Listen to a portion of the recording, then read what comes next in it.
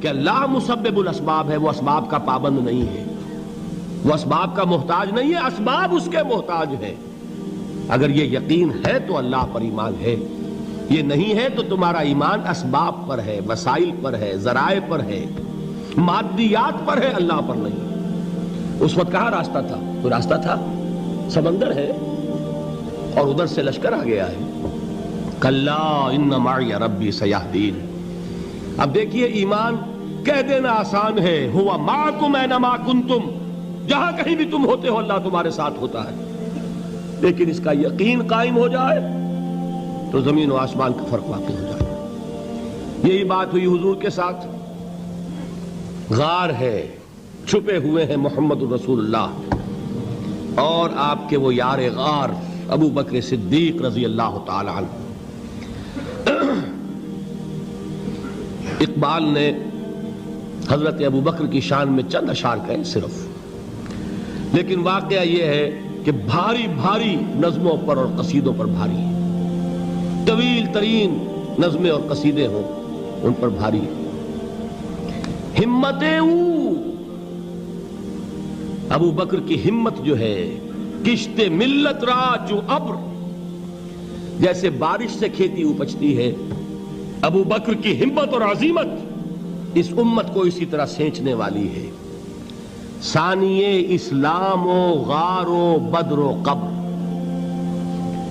وہ دوسرے تھے اسلام میں، دوسرے پہلے کون تھے؟ انا اول المومنین، حضور فرماتے ہیں سب سے پہلا ایمان لانے والا میں، دوسرے ابو بکر۔ ویسے ہمارے ہاں یہ چلتا ہے اختلاف، حضرت علی پہلے ہیں کہ حضرت ابو بکر پہلے ہیں، لیکن اس میں بڑی خوبصورت تطبیق قائم کی ہے علماء نے اور بہت صحیح ہے۔ چار کے بارے میں فیصلہ ہی مت کرو کہ کون پہلے ہے، ان کی ایک عجیب تقسیم کر دی ہے۔ آزاد مردوں میں، بالغ مردوں میں سب سے پہلے ابو بکر، بچوں میں سب سے پہلے علی، خواتین میں سب سے پہلے خدیجہ، اور غلاموں میں سب سے پہلے زید ابن حارثہ۔ بڑی پیاری تقسیم ہے، یہ چاروں ہی پہلے ہیں، ہر ایک کے لیے اولیت ہے۔ اور واقعہ یہ ہے کہ اگر زمانی اعتبار سے تعین ہوگا تو پہلے خدیجۃ الکبریٰ آئیں گی رضی اللہ تعالی عنہ، کسی اور سے بات کرنے کی نوبت بعد میں آ سکتی ہے، پہلے تو اہلیہ محترمہ سے بات ہوئی، آتے ہی پہلی وحی ہوئی ہے، ابھی تبلیغ کا حکم نہیں تھا۔ کس کو بتایا واقعہ؟ ابھی اپنی نبوت کی تبلیغ کا تو حکم ہی نہیں آیا۔ واقعہ کس کا ہے؟ وہ خدیجہ کا ہے۔ جب کہا ہے کہ خشیت علی نفسی، مجھے اپنی جان کا اندیشہ ہے، تو کیا جواب دیا خدیجہ نے رضی اللہ تعالی عنہا؟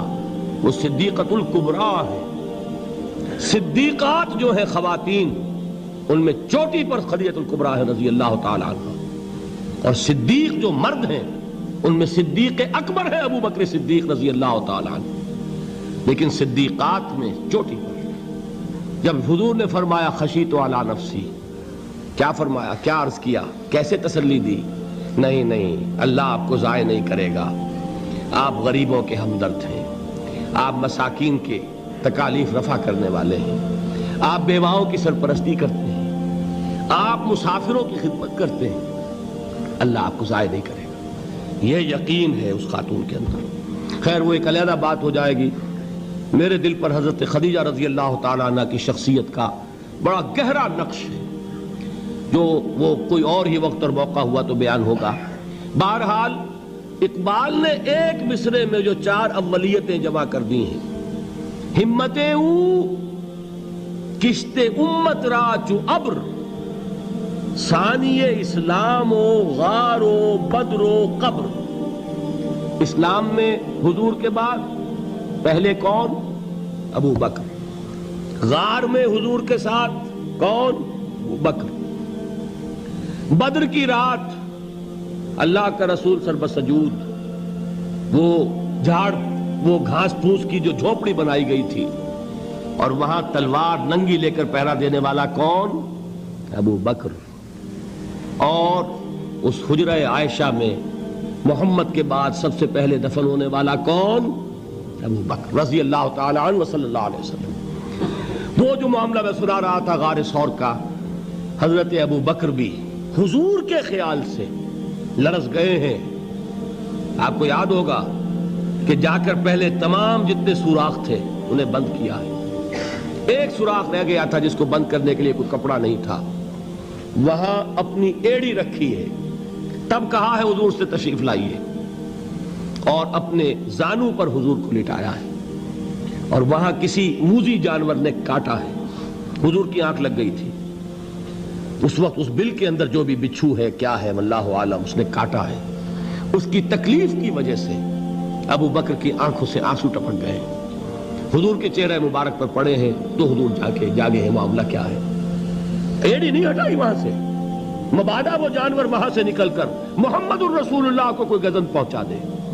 ابو بکر کی ایڑی ہے, جس طرح چاہے کھا لے, ختم کر دے, جان نکل جائے تب کوئی آنچ آئے محمد پر تو آئے, لیکن جیتے جی نہیں. وہ ہے ابو بکر حضور کے خیال سے. اس وقت حضور نے پھر اپنا لعاب دہن لگایا ہے اور اس سے پھر آپ کی تکلیف ختم ہوئی. جیسے خیبر میں حضرت علی کی آنکھ دکھ رہی تھی, اس کو جو شفا حاصل ہوئی ہے وہ بھی حضور کے لعاب دہن سے ہوئی. تو بہرحال اس وقت انہوں نے کہا ہے کہ اے نبی یا رسول اللہ, اگر اس وقت ان میں سے کسی نے غیر ارادی طور پر بھی اپنے قدموں کی طرف جھانک لیا تو پکڑے جائیں گے. کیا جواب تھا اللہ کے رسول کا؟ لا تحزن ان اللہ معنا. اللہ ہمارے ساتھ ہے, کیوں گھبراتے ہو ابو بکر؟ یہ ہے ایمان باللہ. میرا مالک اللہ, میرا رازق اللہ, میرا محافظ اللہ, میرا مددگار اللہ, میرا پشت پناہ اللہ, میرا دوست اللہ. یہ دوستی ہے اللہ کی جو لب لباب ہے, حاصل ہے ایمان کا. اسی کا نام ولایت ہے. اولیاء اللہ کے سروں پر سینگ نہیں ہوتے. جس کے دل میں ایمان راسخ ہو چکا ہو وہی اللہ کا ولی ہے. جسے اللہ پر یقین ہو چکا ہے وہی اللہ کا ولی ہے. جسے یقین ہے اللہ میرے ساتھ ہے, میرا مددگار, میرا پشت پناہ, میرا ساتھی, میرا دوست, میرا محبوب, میرا محب. اللہ اہل ایمان سے محبت کرتا ہے. واللہ یحب الصادقین. ان اللہ یحب الذین یقاتلون فی سبیلہ صفا کانہم بنیان مرصوص. اللہ محبت کرنے والا, اہل ایمان محبوب, اور اہل ایمان محبت کرنے والے اللہ محبوب. والذین آمنوا اشد حبا للہ. آپ تصور کیجئے جسے یہ رشتہ ایمان یا رشتہ ولایت حاصل ہو جائے, الا ان اولیاء اللہ لا خوف علیہم ولا هم یحزنون. آگاہ ہو جاؤ, اللہ کے دوستوں کے لیے نہ کوئی خوف ہے نہ کوئی حزن ہے. اور میں بیان کر چکا تھا, خوف اور حزن کے خاتمے ہی کا نام امن ہے. زوال خوف, زوال حزن. یہ خوف اور حزن کیوں آتے ہیں بار بار؟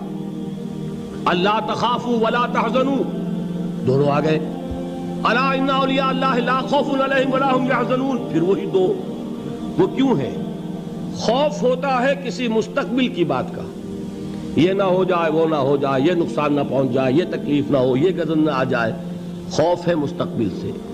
حزن ہے یہ کیوں ہوا, یہ نہیں ہونا چاہیے تھا, یہ میرا فلاں چیز میرے ہاتھ سے جاتی رہی ہے, فلاں موقع نکل گیا, اب بیٹھے ہوئے ہیں اندر ہی اندر کڑ رہے ہیں, صدمہ ہے اور رنج ہے.